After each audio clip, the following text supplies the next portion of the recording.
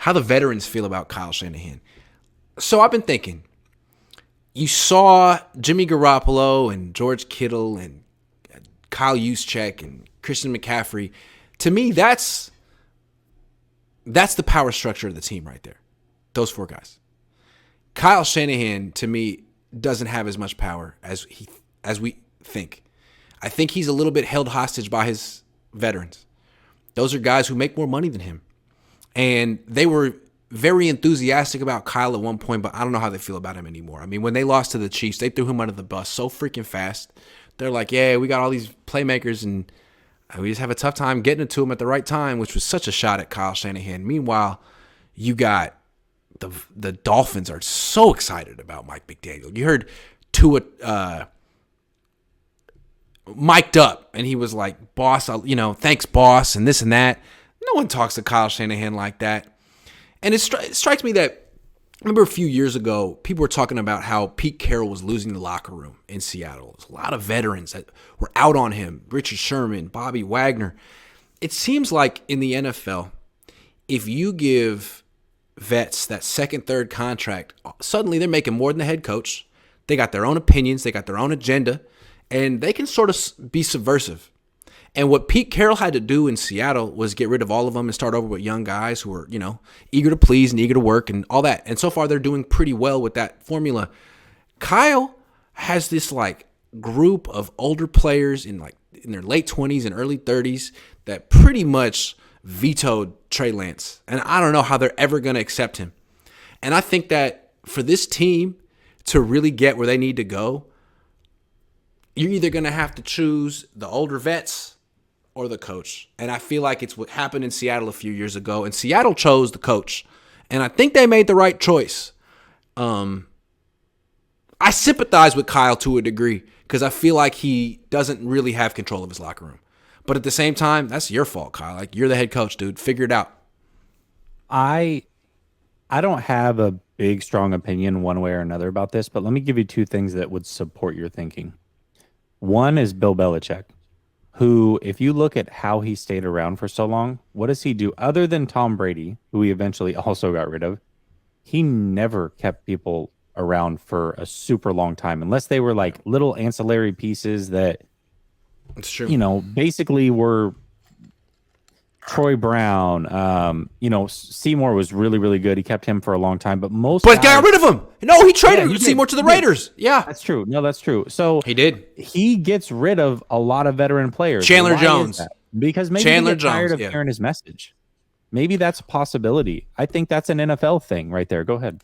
I think it's also possible that Bill Belichick understands human dynamics really well, that you want those young players because you think like the older players set the standard. The young players are the guys that go above and beyond.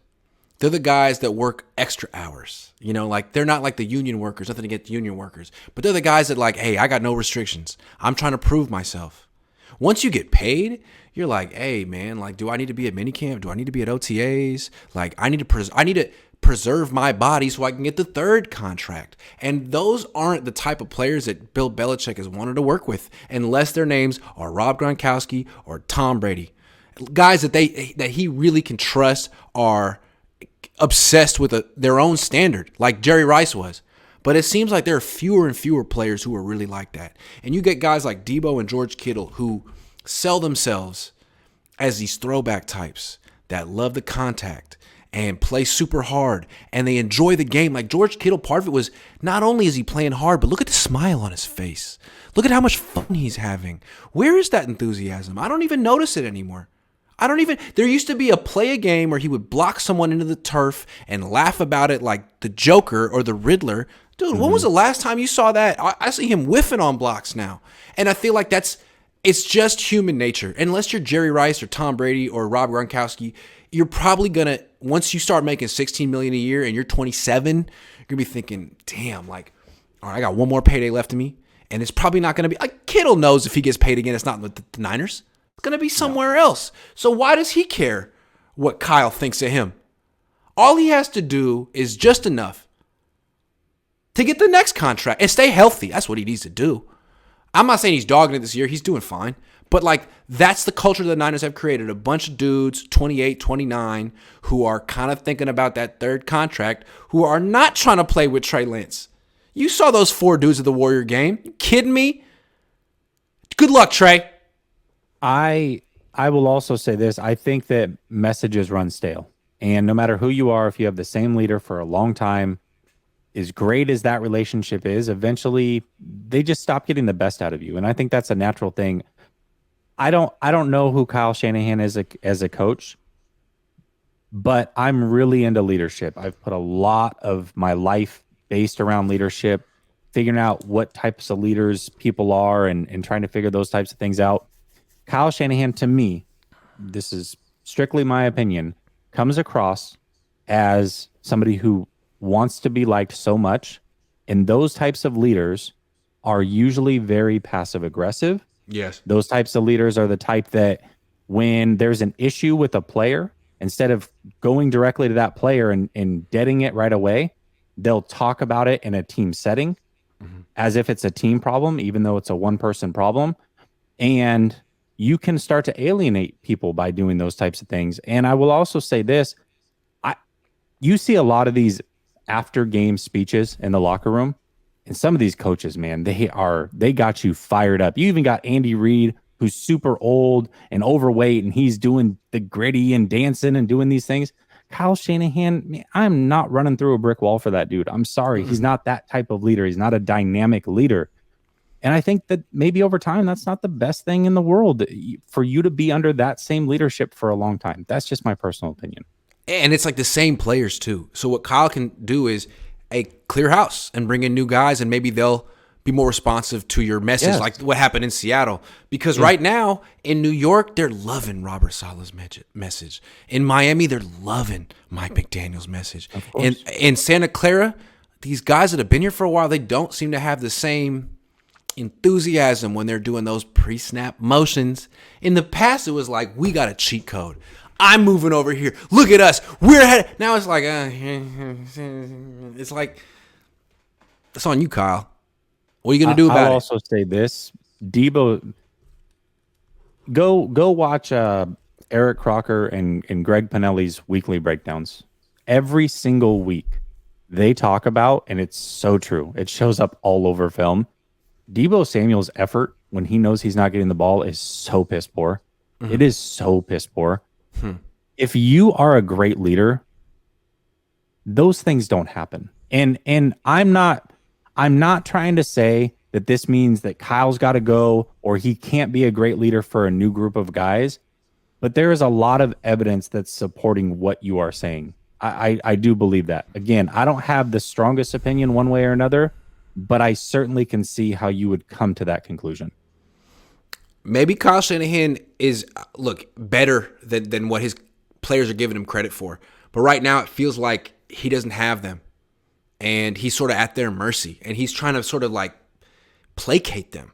All right, Debo, I'll give you 7. I'll give you 7 targets. I'll give you the ball. I'll make you happy. Like, man, it's not working. And they're all gonna blame you when the offense doesn't score enough points. And if they're playing on the field, be like, just we saw Jimmy do it. If they're waiting for the mistake to so be like, man, your plays freaking suck.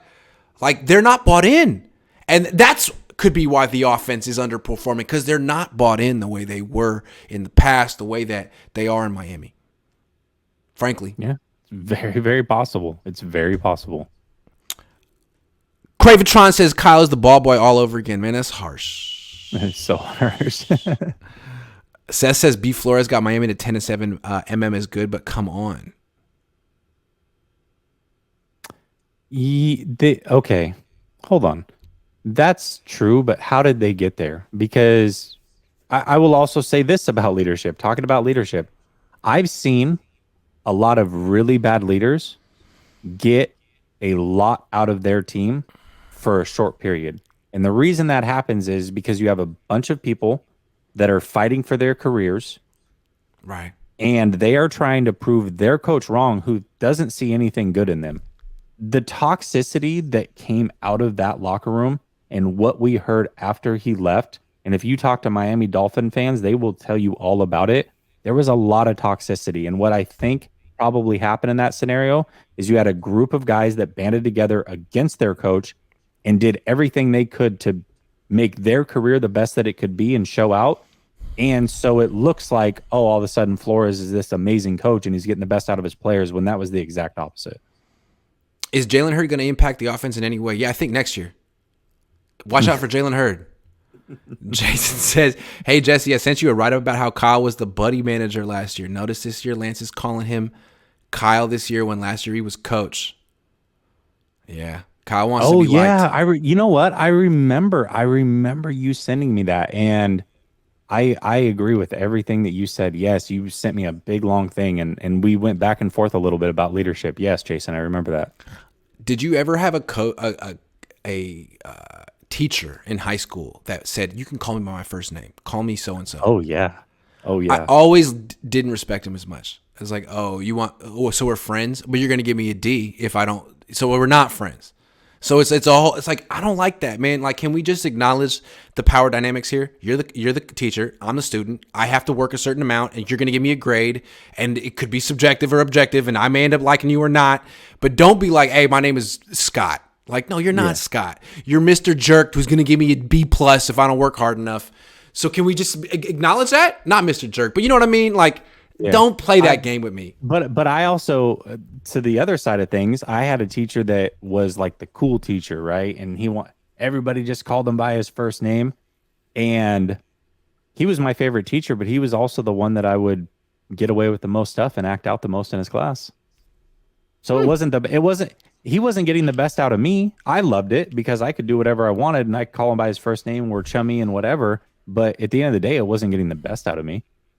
Arthur Davis says, Grant Cohn, love your take on my team. It's the honest truth. The truth hurts. Keep doing what you're doing and love your show with your pops.